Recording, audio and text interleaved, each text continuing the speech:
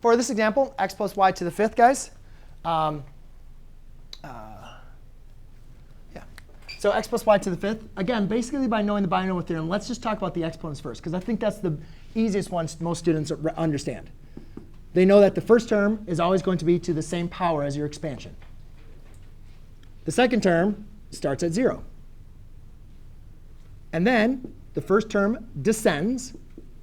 The second term ascends. So it's not a hard pattern to really kind of memorize.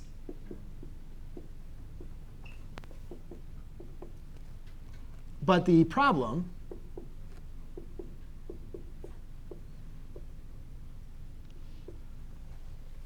that gets with students is a lot of students will just leave it at there.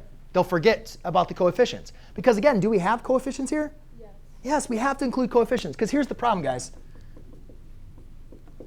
If you remember, you can't just do this. X squared, y to the 0 plus x, y plus y, x to the 0, y squared. That was not the answer. X squared plus xy plus y squared. You have to have those coefficients, right? You just can't do the exponents, because we know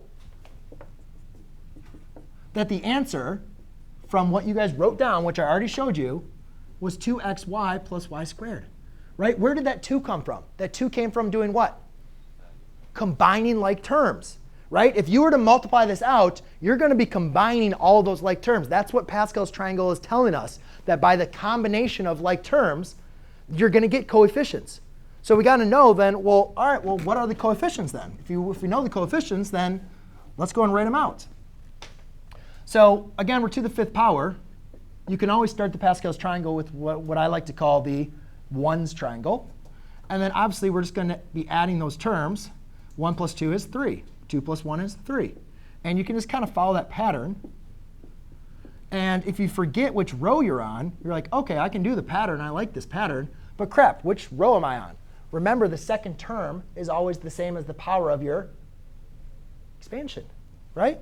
So now, I'll just say, oh, well, that's going to be 1, 5, 10, 10, 5, and 1. And now, since I might see this on a test or a quiz, I'm going to go ahead and simplify this. Right? Yeah, I just got a cough, bad cough. Yeah, no, it's all right. But I'll just go ahead and simplify this. So therefore, it looks nice and pretty and easy for Mr. McLogan to grade.